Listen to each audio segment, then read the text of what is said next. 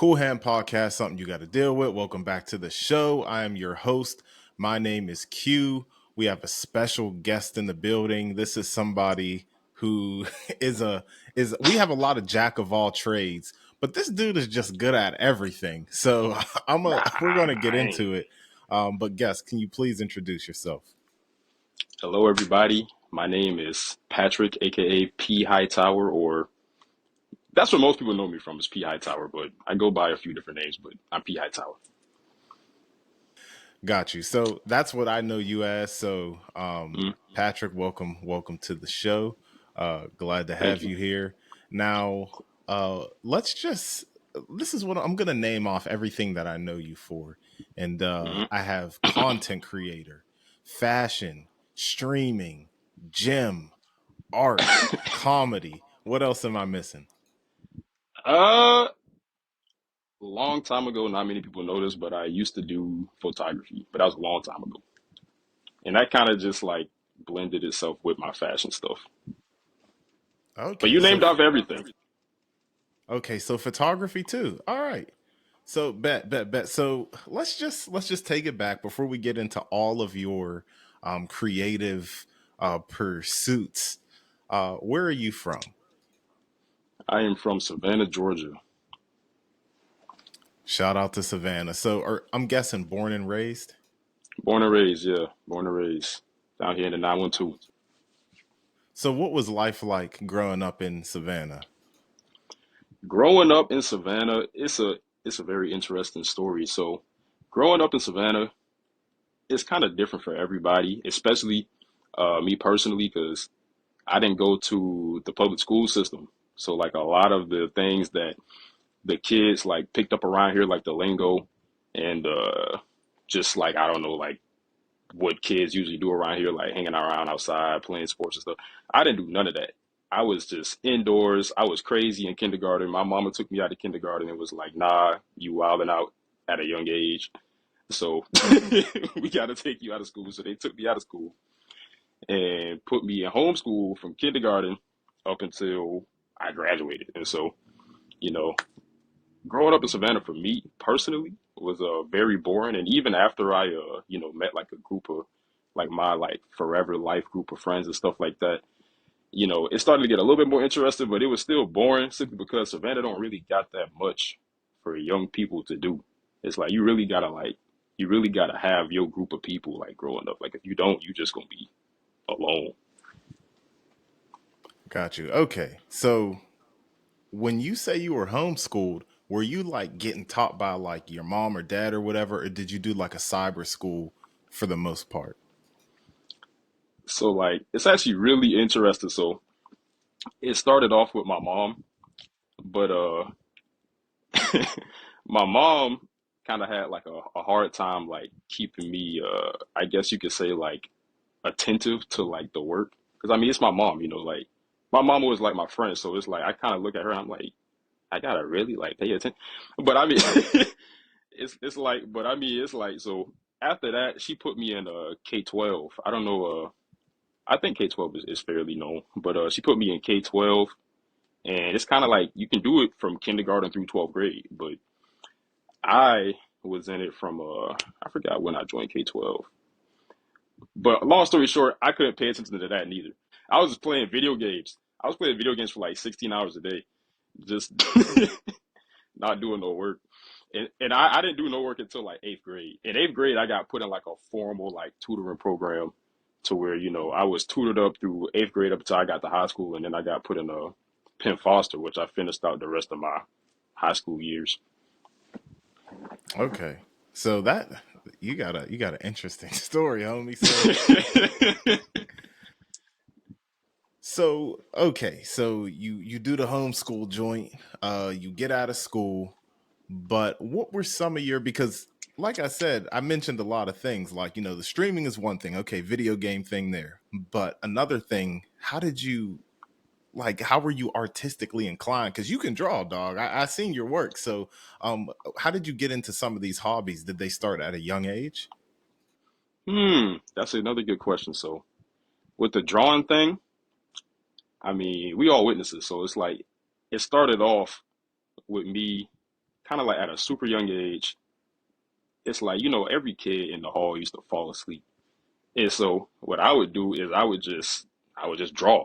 It's like it started off with me like drawing like stick figure. Like back in the day, I used to do like animation, but I used to draw like stick figures, just having like these elaborate battles. Like, like I'm talking about like the stick figure would be like in my head it'd be crazy, but on the paper you would see like a bunch of scribbly lines, but they'd really be like the lasers, like they was firing back at each other. But that's kind of like how I started off drawing, and then from there, my sister had this boyfriend, and he was real into anime, and like he put me on, like he drew like Gohan in like 5 minutes. And I was like, who is that? And he was like, that's Gohan. And I was like, who is Gohan? And then he started putting me on to all of this anime stuff. And I started watching Dragon Ball. And from there, I was hooked. And so I guess you could say like anime kind of inspired me to start drawing. And it kind of went from anime to like I kind of spun it into my own thing. And I kind of started drawing more off of emotion than anything. But my drawing kind of takes like a lot of weird dips. Like right now, I can't stand drawing. Like I really highly dislike drawing. But that's a whole nother story as to why I don't like drawing. I can't lie. But I mean, we could talk about it all if you want to hear Oh yeah, absolutely. Because it. one of my questions for you is I've seen you, and if I'm jumping ahead, that's okay because I am dying to know this.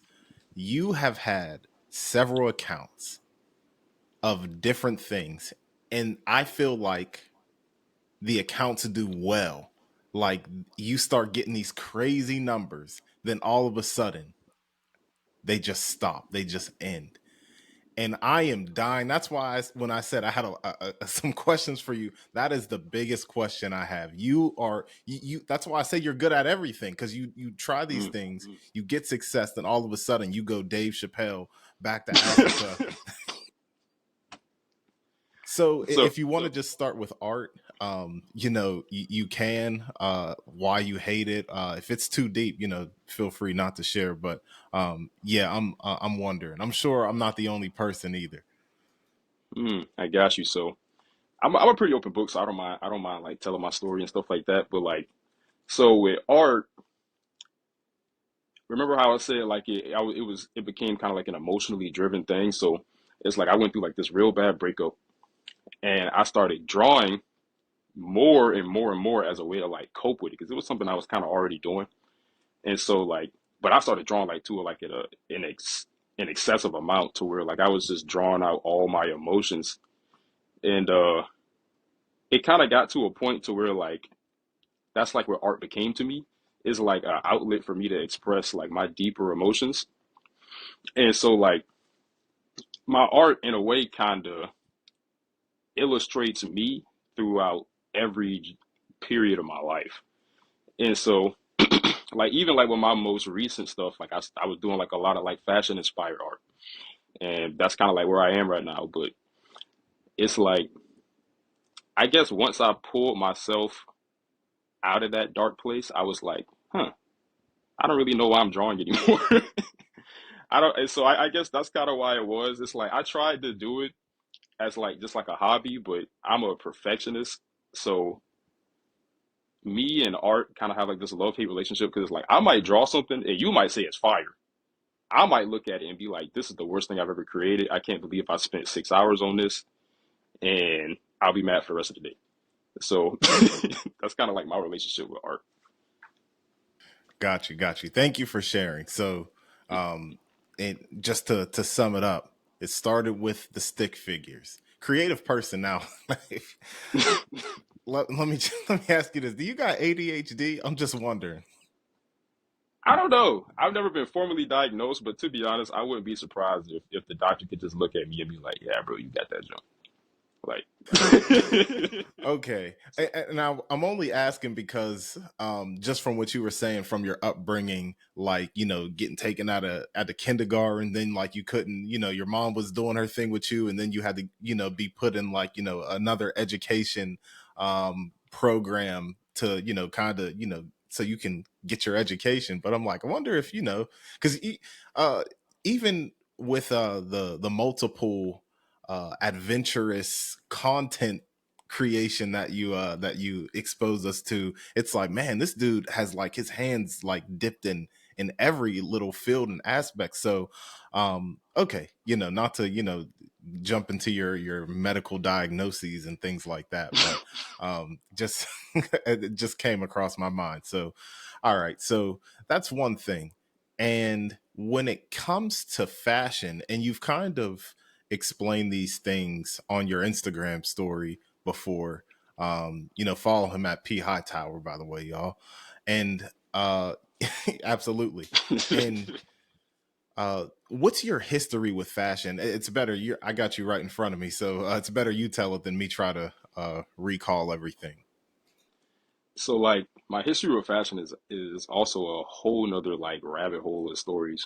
But like so back in the day, up until I was like, from birth to like age 14, 15, I didn't care nothing about fashion. No, I didn't care nothing about clothes. Clothes were probably the least interesting thing in my whole life. Like my grandma used to ask me like, hey, you want to go shopping for like the convention and stuff like that. I'd just be like, man, look, whatever y'all bring back, I'll wear it.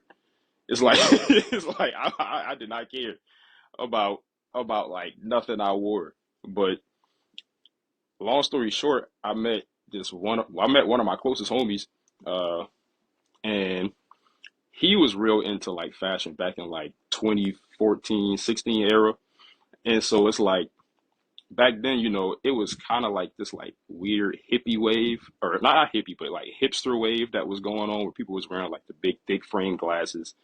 You had like Jaden Smith and Justin Bieber and Tyler the Creator like taking over the fashion scene. And pretty much I was one of them dudes. It's like so I was the kid. It's like immediately I looked at it and I was like, this kind of cool. And my homie was real into it, so I was into it. And so, immediately I went and bought like some of the big like drop crotch pants that had like the super skinny legs. And it's like and so since then, since 2014, I have always been like, I guess you could say, interested in different aspects of fashion, but I didn't really start taking it like super seriously up until I'd probably say like early 2020. Early 2020 to like mid 2020 is when I started taking it real seriously and trying to like actually make it like a social media thing. Got you. Okay, that was an era. The Jaden Smith, Justin Bieber, that was an era. So, how did your style transform? You mentioned 2020, that period of time. What changed for you where you realized, okay, this is more my style. I can go for this, and I'm gonna get into my fashion and style a little bit more. Hmm.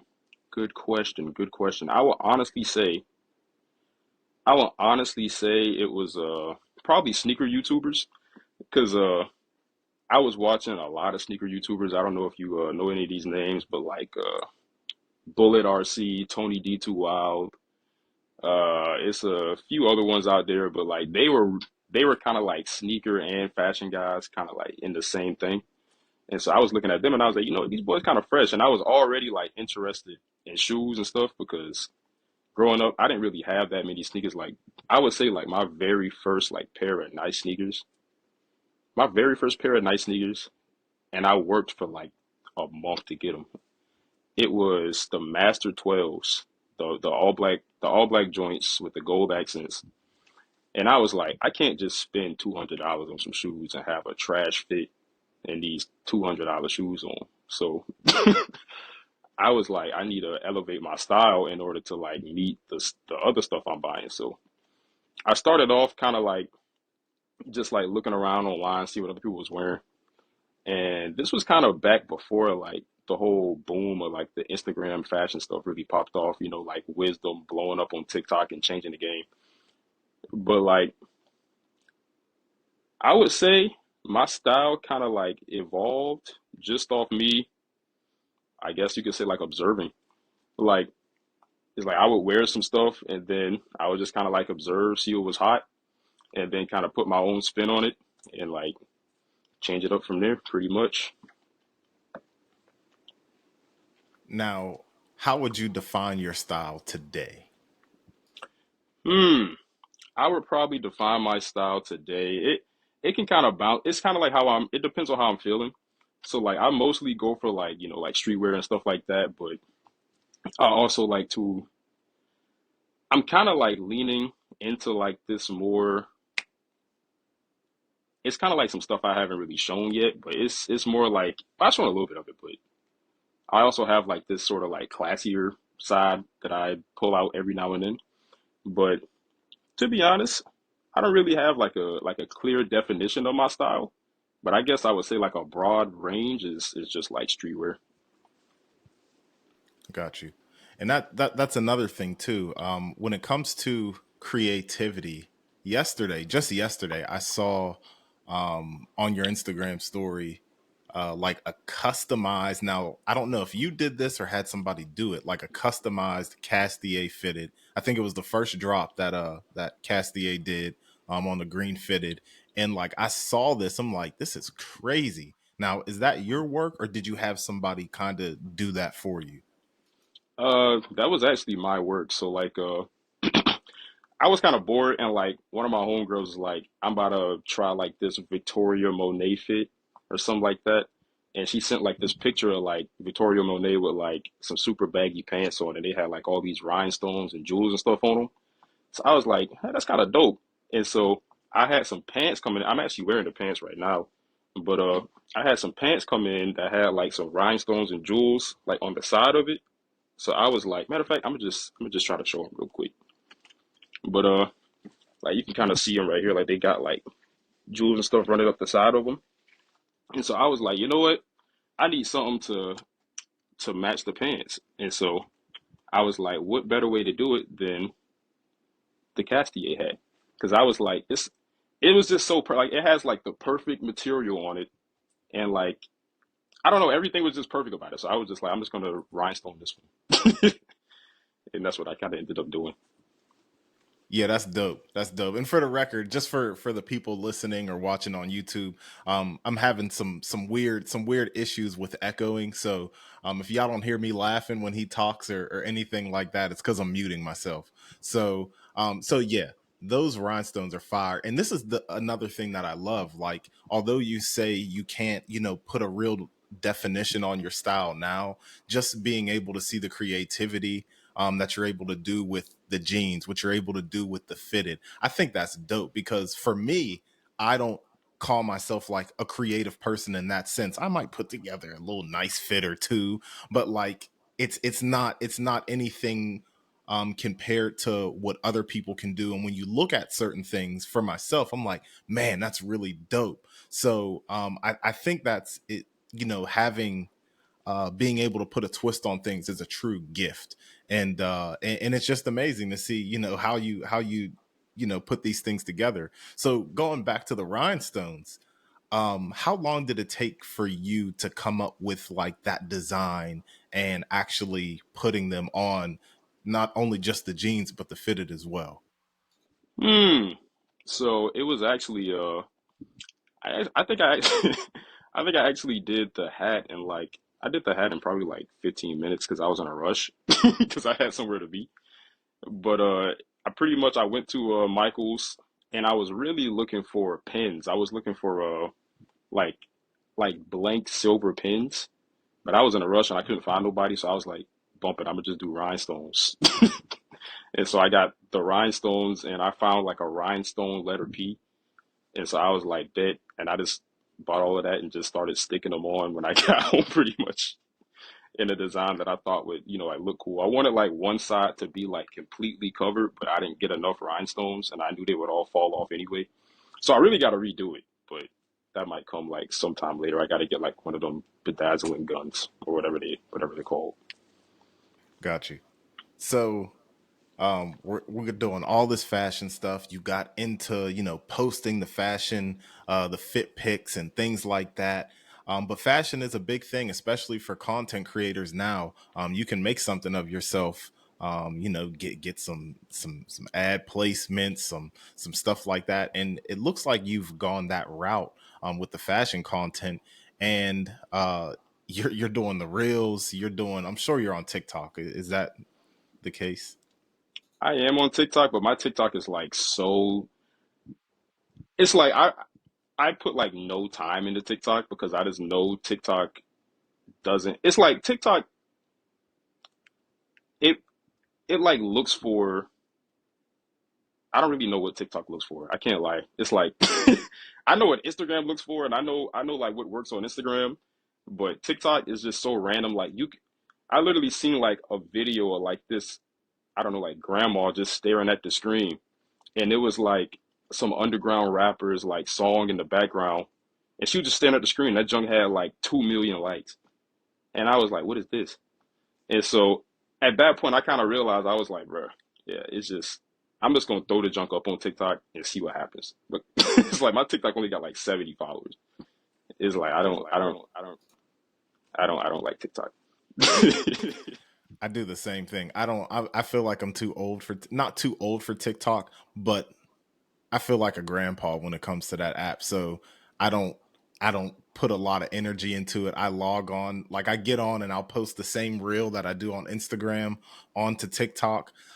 Weirdly enough, one of them did something. Like I got to like I log in and then I had a bunch of notifications from the same thing that I posted on Instagram.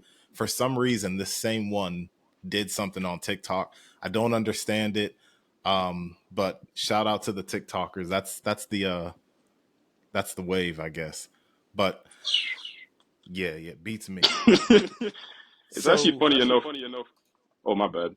But it's actually funny enough. The video that got me the cat footwear little deal that I did only got 412 views on TikTok, but on Instagram they got 2.4 million. So I mean, it's like I don't know the formula for TikTok. I don't know anything about TikTok.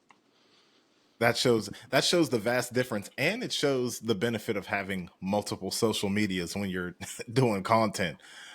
So that's what's up, and that's something that I wanted to talk about too, because I did see you get like you got, I don't want to call it a sponsorship, but a company did send you something just from seeing your work. So what made you think like, okay, you're doing fit pics, and fit pics been a thing for a while, but turning up the notch a little bit on the creativity, and you started to do reels, and not just reels. It's like reels that probably take a few takes to get done. So talk to talk to us about your journey in the content creation game. So when it comes to the fit pics and stuff, I started doing fit pics. I think it was I think it was back in 2020. I started doing fit pics because I seen like I forgot what I seen to inspire me to make me do it. I think it was just because I was doing photography stuff. Because my original fit pics, if I go back and I actually look at them, I'm like, okay, these are like super artsy. Like they were way more like artsy than what I do now. But and so I started kind of like off like that, and then as I kind of started looking at like things, because my whole goal with my page was to kind of get like those brand deals and sponsors and stuff like that. And so naturally, I started looking up, like what were people looking for on Instagram, to get me in like the real high ranks of like the explore page, or like to get my reels to blow up and stuff like that. And so I just started doing a bunch of research. And so pretty much from the research, people were saying like, look at what other people are doing, how their pictures are, even down to like how their pictures are framed, how, like I don't know. A lot of the stuff I do now is just like off my own like volition. It's kind of like how I've adapted, or I guess evolved my own content over the years. But before, I was kind of like looking at what other people were doing, trying to see, what they were doing to get their stuff to blow up, and it actually kind of worked out for me a while ago. I had posted, it was actually another brand thing I did back in 2022, but uh, pretty much from that, I had like my first viral post when I posted, I forgot what I posted. I forgot what brand it was for. It was a brand that hit me up called Hyper Denim. Hyper Denim hit me up and they sent me three pairs of pants. And I was like, all right, I'm gonna just go. take some pics, see how that works out. Kind of like modeled after the other stuff I was seeing, and those pics did fantastic. And I've still never had pictures. I've had reels go crazy, but I've never had pictures that did as well as those ones till this day. So yeah, kind of like oh my bad, go ahead. I was really done.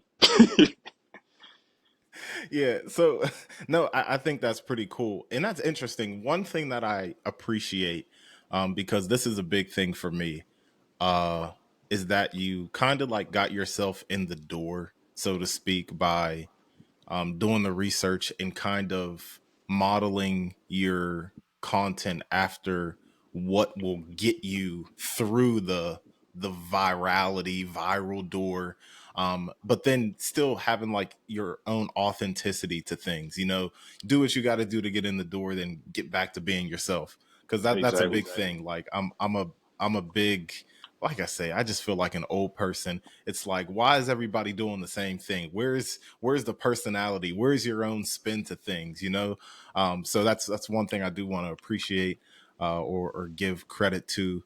So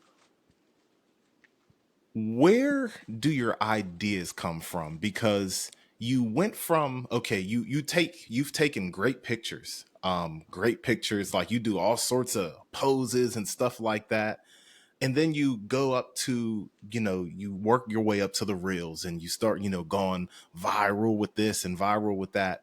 But where do your ideas come from, for some of the stuff that you do? Because you be coming up with some stuff. So most of my ideas are literally just like random thoughts throughout my like literally just like random thoughts in my head throughout like my day at work and stuff.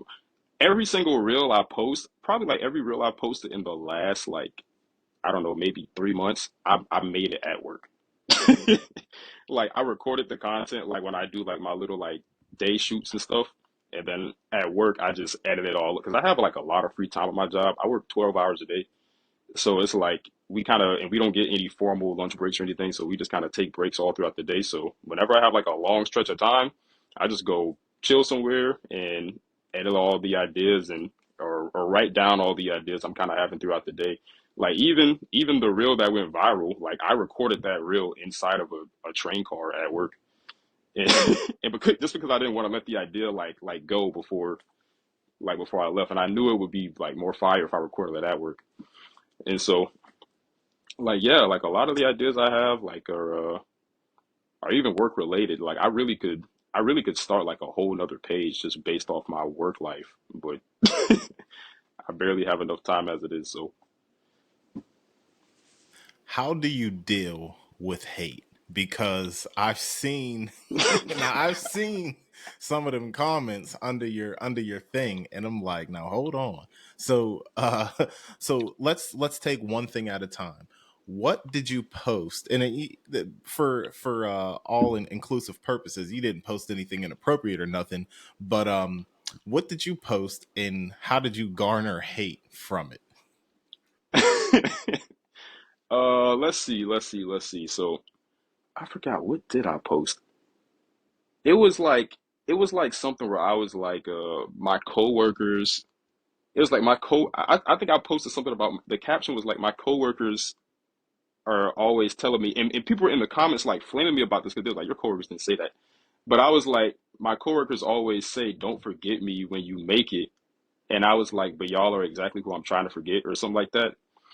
And I was like, oh, that this is just be funny or something like that. But it's crazy because the very same day, like three of my coworkers saw my Instagram because of something I posted and was like, hey man, don't forget me when you make it.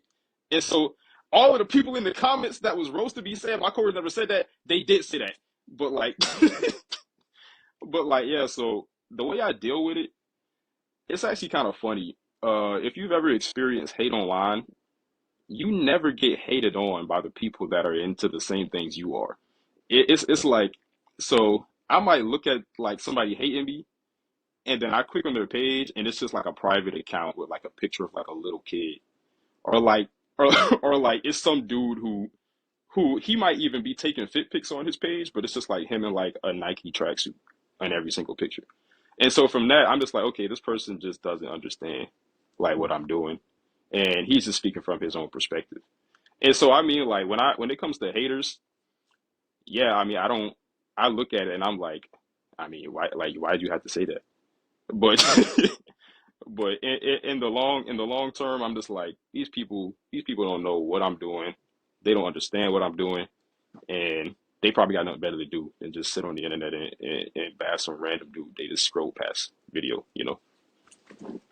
Got you. That's and it's nice that you say that because sometimes, like the internet comments can it sends people into a spiraling depression. So that's just something I wanted to ask you about because I did notice on one of them posts, the one that I might be thinking of might have been like J. Cole, Drake, Kendrick related, Mm, and that's a big one too. Like when you speak on something that's hot, people can flame you up for your opinion. But if you're getting hate on multiple posts or something like that, I'm sure it can take a toll on you. But it's good that you have that perspective because, like you said, it's people who may not be into the same thing. And then this is just a message for everybody. Take everything you see on the internet with like a grain of salt. When you see people, you know what I mean? Like it's sometimes people are just saying stuff for the fun of it. Like, you're so serious in your personal life, and you might just throw something out there on the internet that's just for laughs and giggles. So, exactly. stop taking yourself so seriously. So, going to your other pursuits. Because like I said, we got past the art page. We talked about that. But you also did a comedy page and a gym page, which Hmm. once again they seemed to do pretty well as Instagram accounts. So, what made you want to get into like meme type stuff and meme type reels, and also the gym content as well? So this is actually really funny. So the only reasons I made those pages were literally just to test Instagram's algorithm out. So fashion has always been the main thing that I did, but it was a time where I wasn't making enough money to support my fashion stuff. So it's like I was like I'm gonna try these other forms of content, and I'm a because it was a while where I thought my fashion page was like shadow banned or something like that because I've had it since 2016. It's probably like a lot of bots and stuff that follow me just from having my page for so long. But so I was really trying to test out Instagram's algorithm to see how Instagram is pushing like these smaller accounts I make versus the one I've been working on for years. Because for a long time, I was trying to debate whether or not I should make another fashion account.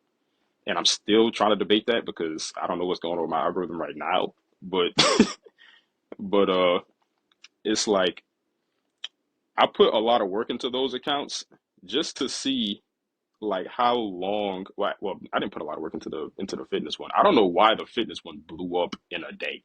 It's like I posted one reel, one fitness reel, and it got like 400, 500,000 views, and I was like, what do I do now?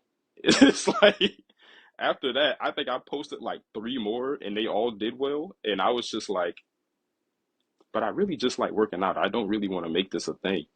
And so that's kind of why I just never did the fitness stuff video. I mean, I could have it's plenty of famous creators at the gym that I go to. So I mean, it's not like it wasn't like to the point where I felt awkward for, walking around with a tripod. I just kind of was like I just like working out. I don't really want to turn it into a content thing.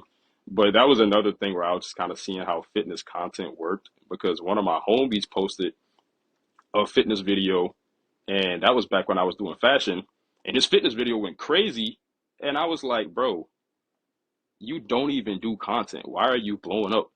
And so like I was like, I'm gonna try to junk out, and I kind of came to the conclusion that fitness content is just popular, and there's a lot of people in the fitness like space. It's something that everybody does, and so a lot of people can relate to it. And so yeah, that's kind of like that's kind of the story of my other pages. The comedy one, I was kind of just holding myself over, testing out Instagram's algorithm until I could get back to fashion. I can't lie. Once I got back to fashion, I was like, I'm done with the comedy page.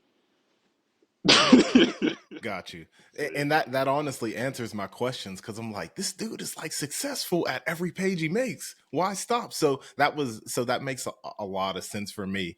Um, and I feel like, and this is just a personal opinion, if you ever wanted to get back to it, I think you would be successful because it's one thing at trying something out and you're testing out the algorithm, and then like you could have been unsuccessful with the comedy page or the gym fitness page, and it's like, you know, your efforts were kind of in vain. But like when you test something out and actually have success with it, and people, I remember that comedy page, like it was pretty funny, dog. I'm gonna give you your props. So it's like, you know, you have to have a knack for these things in order to be successful, especially like you didn't go to no Diddy parties and get put on the industry or anything like that to, you know, to have success. Your work actually merited success. So I want to give you a lot of props for that. Um, so in the same line of thinking, um, where do you go next with your fashion content? I know you kind of mentioned potentially creating a new page based on, you know, how the whole algorithm works and things like that. But how far would you like to go? Because I do see also that you're trying to get up out the hood, get up out Savannah. Yes. So the fashion stuff, it's kind of like I'm not sure where I want it to go. Well, I kind of know where I want it to go. It's like I want to use fashion because I do love fashion. It's like I'm kind of speaking like, I'm looking at it only from like a business perspective, but I do love fashion. Like fashion is it's what I think about like day in, day out. It's like I'm always trying to elevate or think of ways to elevate my fashion, get new pieces that I've been wanting for months, years, stuff like that. It's like so with the fashion stuff, I wanted to get to a point to where I'm not gonna I don't want to be like wisdom. Like I don't want to be to the point where I'm like massively known and I can't leave my house freely. But I wanted to get to a point to where maybe I have an audience big enough to where I could tell these people, hey, go and buy these clothes I'm making now, or go and like come watch the stream. I'm doing fit rates and stuff like that. And so that's kind of where I want to take it. I really want to take it to like where I can direct people to other content and that content just will not fail. I won't have to, like put like a huge amount of, like time just kind of doing nothing on stream, stuff like that. And so I want to build my audience to the point to where I can direct people to maybe like a stream or a brand and kind of go from there. Okay. So, who are some of your fashion influences who kind of had a big effect on yourself, either in the past? Hmm. You did mention Jaden Smith, that era, but more so, who influences you now? Hmm. Hmm. In terms of names people know, I would say, honestly, I would say somebody, and this is kind of like the same for a lot of people, but I would say somebody who changed my fashion, my sense of fashion forever, was probably Kanye. I went through this whole era. It was a long era where I was doing like nothing but like Yeezy inspired fits.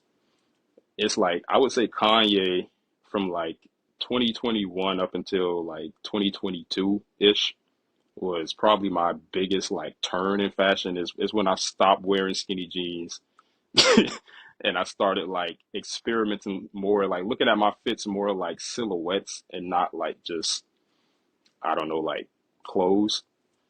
But I would say Kanye definitely is my what was my biggest inspiration for fashion. Now I'm not entirely sure. I would honestly say like I would say Wisdom is the best dressed man on the planet.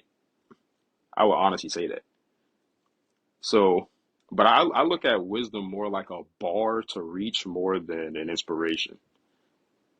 It's like, cause I honestly feel, and this is gonna sound crazy, but I honestly feel like if I had Wisdom's like infinite source of money, I could dress better than him.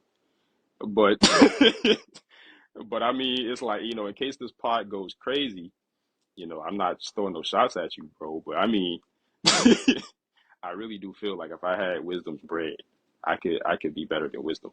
But I would say, Kanye, it was a big inspiration in terms of his mindset and his creativity when it comes to fashion, and wisdom is like a bar I'm trying to reach.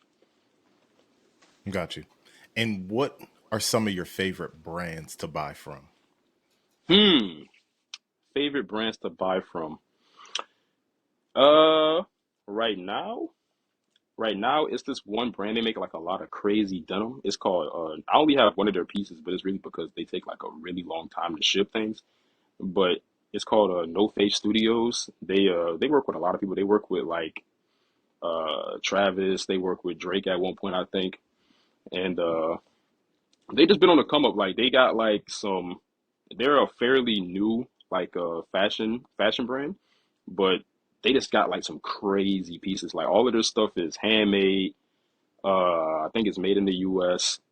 and it's just different than anything I've seen. It's heavily, I would say, like probably like Korean fashion inspired, and I don't know, it's just different. Like it's just unlike other things I've seen before. But their stuff is expensive. Like that's really the reason I only got like it's expensive and it takes a long time to ship. So I just be like, do I really want to spend this 300 and wait 4 weeks for my pants to get here? You know. So yeah, Yeah. right now, yeah. Oh, all I was gonna add in was, yeah, anything handmade. When I heard you say handmade, I'm like, oh yeah, that's gonna cost a bag. But yeah, Yeah, and I would say another brand that I mess with just to kind of like get new pieces, like different things that I probably already don't have, more like essentials. I would probably say Jaded London. Jaded London is they're kind of seen as like a fast fashion brand, but it's almost like I don't know. I mean, fast fashion in my mind is like H&M, and it's like H&M and like I don't know, like stuff like that. I don't really think of like the Instagram brands as or at least most of them as like fast fashion stuff because they seem to have more like freedom when it comes to stuff like that. Most of the fast fashion brands that I see like in real life, like in stores, it usually takes them like a long time to like catch up with like what fashion is and like the new day and age and stuff. But like most of these people who I'm buying from like Jaded, it's kind of like pushing the envelope already. And so I wouldn't really consider them fast fashion. But I do like Jaded. Uh, And really, that's really about it. Other than that, I just kind of buy from whoever has pieces that look like something I would wear. got you. I do want to agree with you there with your take on fast fashion, and just from watching things, because I'm somebody who I don't use it anymore, but I belonged for the longest time to a Kanye West forum, like all things Kanye West. So I was, all the brands that he wore and things like that. I was always tuned in. Um, but this was the thing when Kanye, and for example, and this all gives point to you talking about fast fashion. They are always like they get it last. So I remember when Kanye started wearing Chelsea boots. Black people were not wearing Chelsea boots. I know that it's like a meme now or like a standard of you can't dress if you're wearing Chelsea boots. But when Kanye came out with Chelsea boots, I swear everybody started wearing Chelsea boots. I But had a pair. so, and I this is still the wear thing, them. and I still got a couple pair of Chelsea boots too. I will never turn my back on Chelsea boots, by the way. But so he was wearing them. Then like the fashion heads of that time were wearing more Chelsea boots and things like that. Months later, that's when you had the H&Ms and Forever 21s having Chelsea boots for 34.99 US dollars. And that's when it's like watered down, but it took a while. It had to go from, the Kanyes to the fashion heads to, oh, this is what's hot right now. And then it gets watered down to the point where it's like, oh, Chelsea boots are, what people call corny. Like I say, I'll never turn my back on them. But yeah, I do want to agree with you there. Even, oh my gosh, then when the H&Ms and Forever 21s get their hands on them, they completely obliterate them. like when ripped jeans, like distressed jeans made a comeback Oh, in our era. When you started seeing them in Forever 21, they're super ripped, and then the hood rats get a hold of them and make it hot. It's anyway. That's my thing. I tell you. So another question for you: um, what advice would you give to someone who is, looking to find their style? Because we get bombarded with different influences every day, and people get told what's hot and what's not. But what's your advice to, like, maybe a teenager now, looking to, find their sense of style? Hmm. I will honestly say, and like this is like super basic. I would honestly say, like, wear what you like. It's like, now some people, the stuff they like might not be, that stylish to other people. But to that I say, everybody, nobody, well, most people don't really teach themselves things that other people would see as, or like most people don't teach themselves things that other people would agree with. And so it's like when it comes to fashion, it's almost like in terms to be and able to be like considered fresh, I would say you almost kind of have to like look at kind of like what other people are wearing and kind of pull inspiration. But to find your own style, of course, it's your own style. So, just having that, the creative ability to look at something, you know, and spin it in your own way. Like me personally, like when I look at other people's clothes, it's like I don't copy fits, but I would look at their fit and be like, hmm, maybe I could find some pants that fit like that. Or maybe I could find, like, or maybe I can, make a fit that's sort of shaped like this one. It's like stuff like that. But it's just, having like the creative mindset because fashion is not for everybody. I got so many homeboys that, like they would like to dress, or I've even like, tried to help them in some instances. And it's just not something they can do. It's like, I don't know why, but it's just not something they could do. But I would honestly say like, just keep trying things out. Like no cap, every single fit that I put on, I destroy my entire closet before I leave the house. Like I have to clean my room every time I get back from the house. I mean, every time I get back from wherever I just went. So, it's really just me, just throwing stuff at the wall and seeing what works. And at the end of the day, I mean, if you just keep pressing the randomizer button, eventually you're gonna find something you like. So that's kind of what I do.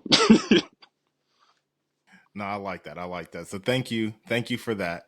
And I, because I talk about music a lot and go to concerts and stuff like that. Let's get to know Patrick Hightower on a musical level before we kind of Woo! wrap things up. So, who do you like to listen to? What's your history with music? Who do you like? Who don't you like? Who do you listen to the most? Things of that nature.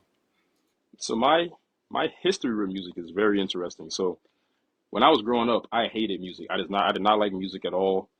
And I think it actually, and people, and look, before everybody starts to hate me, my dislike for music started when I was very young, and it was because of Lil Wayne.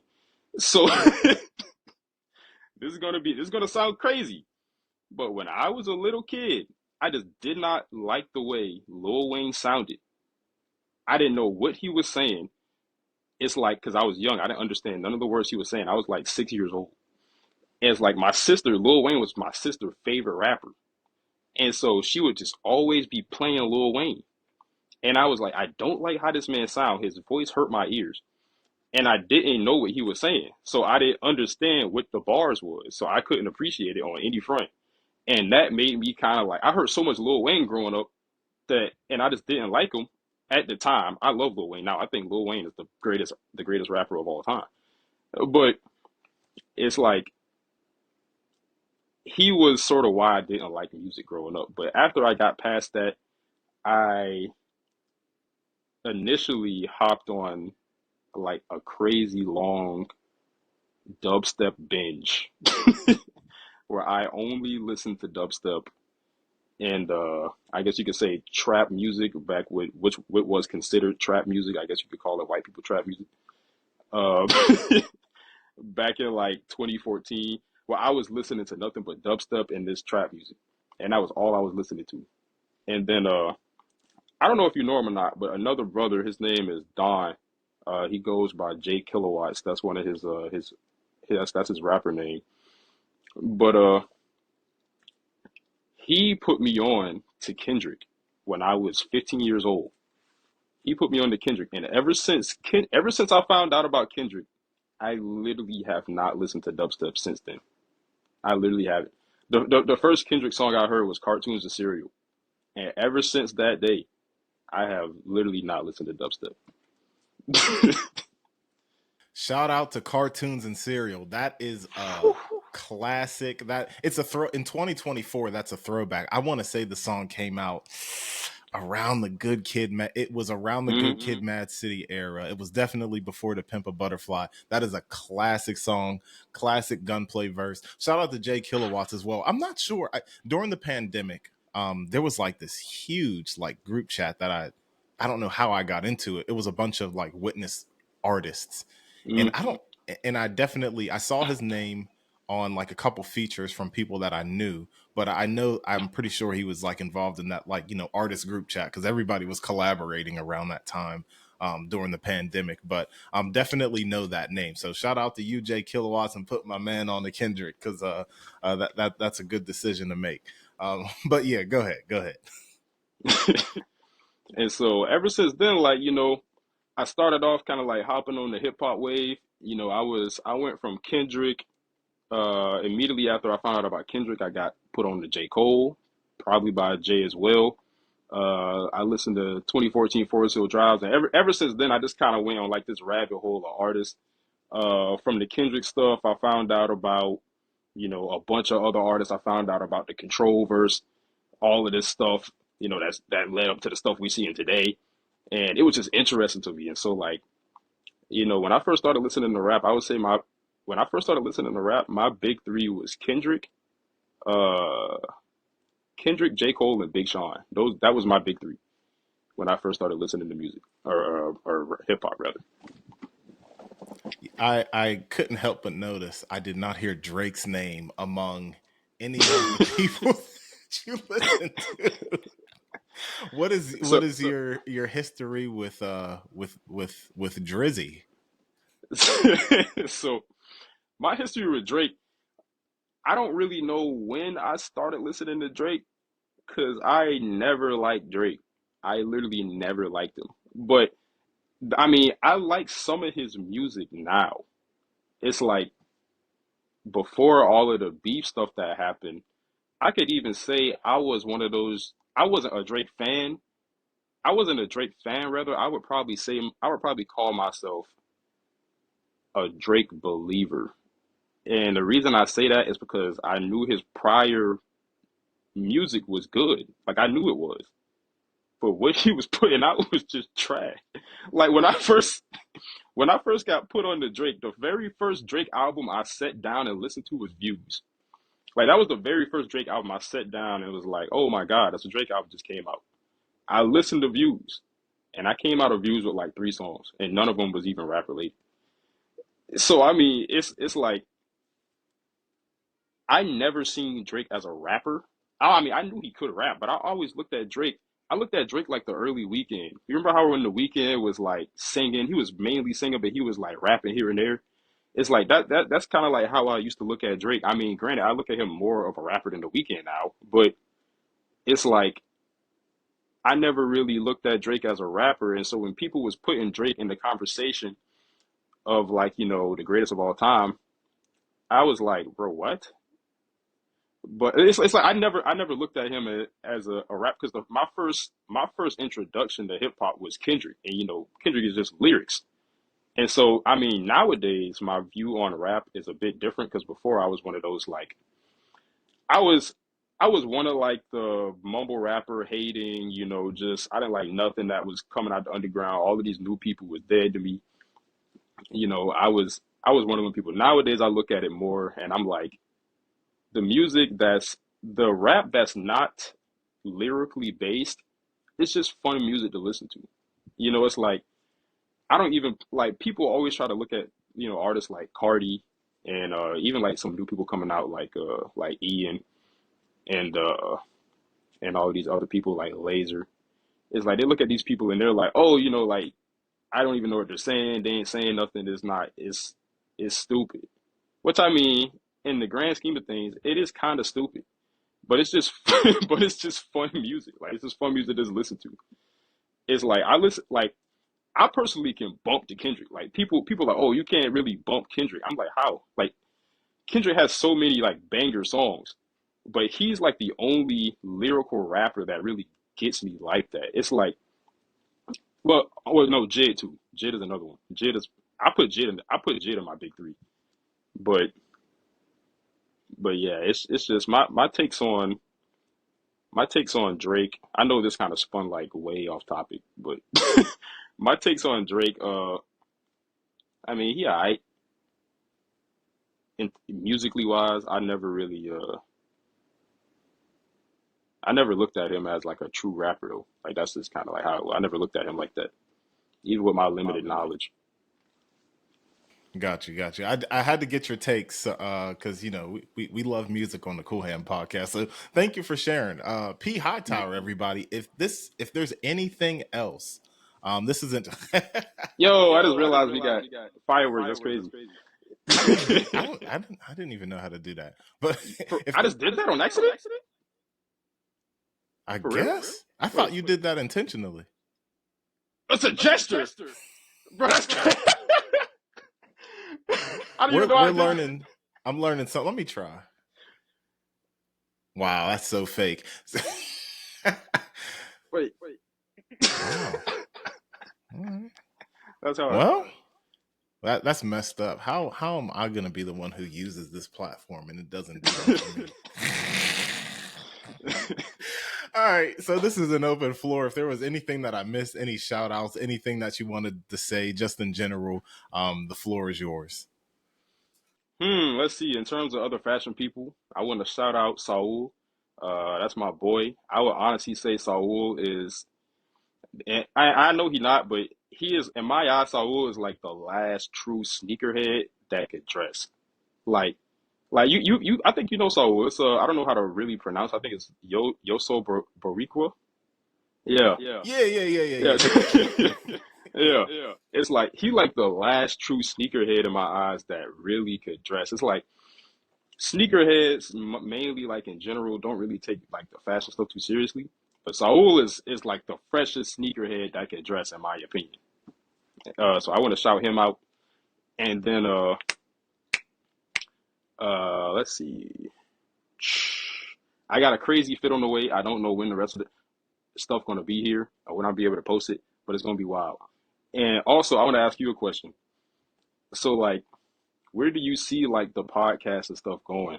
Because like I always like look at like podcasts and stuff, and I always want to start my own. So what are your like dreams and your like ambitions for your podcast? Like where do you want it to go? Like do you want to be like to the point where you're like Joe Rogan and you're like interviewing like you can get like anybody on the podcast or like where do you see it going? That's a great question, my brother. Hmm. Honestly, I don't. I don't see it going to the point of Joe Rogan. Yeah. Um, I would in a perfect world, I could not work. This is my work laptop. There's also a monitor next to it. I hate working, but I do work. But I don't see it getting to a point where it can be my main source of income. But I would like to it'll get to a point where it can bring me some income. I think the content that I create is not uh it's not what's the word? I went to school for this. Whatever. It's not susceptible. Whatever. It's not content that I think most people would really look for or listen to. I'm not interviewing anyone who's huge. I'm not talking about the hottest topics. But you don't know unless you try. So subscribe to the Cool Hand Podcast Patreon, by the way, if you're watching this. Just For for sure. $3 a month, you can get 2 extra episodes along with exclusive vlogs and things that are not on the main podcast channel. But continuing on with what I was saying, I don't see it getting like super big. I would like to get some bigger interviews, but at the same time, being one of Jehovah's Witnesses, you can't Hmm. just have people saying anything on here. So Exactly. that's another thing. So there's going to be a lot of not opportunities. There's going to be a lot of things that I won't do um, in order to maintain a specific standard on the podcast. So because of that, that's the main thing, that I just can't have anybody on here willy nilly saying whatever they want, or else I don't want to compromise my own integrity. So I don't see it Sure. going super far. I would like some more numbers, some more. There's a reason why I do this, and try Hmm. to increase the quality of the podcast and everything. But yeah, if you're going to start a podcast, just do it though, because you do get something out of it. I've met a lot of different people through this, and I've learned a lot as well. So yeah. Cool. And I would honestly kind of say that's the same thing for me. It's like just like I was saying earlier, like I don't want to get to like a wisdom level where I'm at the Met Gala and I'm shaking hands with all these different people in the industry and all of this stuff. I kind of wanted to get to a point to where like I can sustain myself and I don't have to really pay for clothes anymore. It's like like that, like that's where I wanted to get to a point to where I could kind of just wake up, get fresh, you know, look at, my emails and be like, oh, oh yeah, I take this deal. Stuff like that. It's it's like I don't want it to get to a point to where, oh, I got this crazy meeting I gotta be to in, California the next day and I'm in Texas today. It's like, yeah, I don't want it to get to that point. But definitely I would like to just, like you said, be able to live off of it, but not to the point to where I'm compromising my, security or my relationship with Jehovah and stuff like that. All about balance. So that's For what it real. is. P Hightower, thank you for coming on the Cool Hand podcast. Um, I don't know how he's doing that, but this is the Cool Hand podcast. Something you got to deal with. Follow my man on Instagram. Follow him on TikTok, because TikTok. We're still trying to figure out. Trying to figure out how it works. So if you're seeing this, the link to his Instagram will be in the bio. And that's it. Cool Hand Podcast. Something you got to deal with. Easy. That's it.